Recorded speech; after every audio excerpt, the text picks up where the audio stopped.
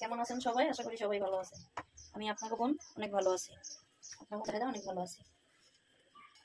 তো আমি হলো রূপচাঁদা মাছ সুন্দর করে কুটে ধুয়ে লবণ টবণ দিয়ে ধুয়ে নিয়েছি। এখন হলো সহজভাবে রান্না করব। রসুন বাটা দিয়ে দিলাম, মরিচ বাটা একটু বেশি দিব, মাছে মরিচ বাটা একটু বেশি দিলে খেতে মজা লাগে। পেঁয়াজ বাটা দিব, পেঁয়াজ বাটা একটু বেশি দিব আর কি। দোকাজি করবো মাছটা, সাধারণভাবে রান্না টান্না করবো।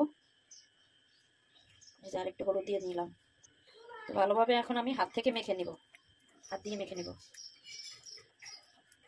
মাছগুলো আমার ভালোভাবে মাখা হয়ে গেছে।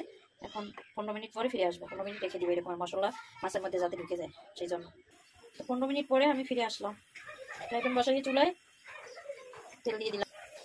ফ্রাই প্যান গরম হয়ে গেছে, মাছ দিয়ে দিলাম। মাছ মশলা কিন্তু আমি মাছের গাছ থেকে সরাই দিয়েছি, কারণ আগে মাছটা সুন্দর করে আমি ভাজবো, তারপরে আমি মশলা দিব। এখন আমি মশলাটা দিব না, এগুলো করে সবগুলো মাছ দিয়ে দিই। সবগুলো মাছ দিয়ে দিয়েছি। মাছটা এখানে দরে অনেক একটু বাইরে চলে গেছে, তারপরে এটাই রাখবো, করার নাই। আমরা এখন দেখতে পাচ্ছি জন্য রান্না করবো। এই মাছ মাথায় থেকে সেই মশলা কিন্তু এগুলো আমি পরে দিয়ে দেবো মাথায়, এখন দিব। এখন একটু উড়িয়ে দেখবো কেমন হয়েছে মাছ আমার। ভালোভাবে পায় না, এই যে এটা আবার চলে গেছে। এর ভিতরে আমি সম্পূর্ণ মাছগুলো উঠে দিব। বড় যে ছোট হয়ে গেছে, মাছ আমার অনেক বেশি হয়ে গেছে। আমি এক পিস মাছ উঠে দিচ্ছি। এখন আমি এই যে মশলা দিয়ে দেবো। মশলা যে নেই সেগুলো এখন দিয়ে দেবো। তাহলে মাছের গায়ের মধ্যে দিতে পারি না মশলা, খেতেও ভালো লাগবে। সহজ রান্না, রান্না একটু রান্না করতে ভালো লাগে না আমার, সেই জন্য এরকম করে রান্না। মশলা আমার এক দিকে দেওয়া হয়ে গেছে। আমি পরের দিকে আবার দেওয়ার জন্য পরে মাছগুলো হয়ে গেল উচিত উঠে দিব, তখন আমি ওই মশলা দিয়ে দিব। ডাকনা দিয়ে দিই, দেখি ডাকনা উঠে কেমন হয়েছে। এদিকে একটু উঠে দেখবো কেমন হয়েছে। হ্যাঁ, এদিকে এখন হয়ে গেছে। ফুল মাছ উঠে দেবো,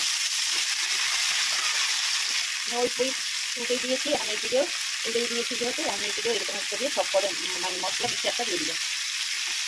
ওই দিকে যেমন আমি মশলা দিয়ে দিয়েছি, এখন এদিকেও কিন্তু আমি পুরো মাছের মশলাটা দিয়ে দিই।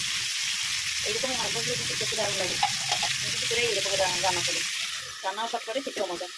দেখি এখন ওই দিকে কেমন হয়েছে, উঠেই দেখবো। হ্যাঁ, হয়ে গেছে। এরকম করে এখন আবার পুরো মাছটা আমি উল্টাই দিব।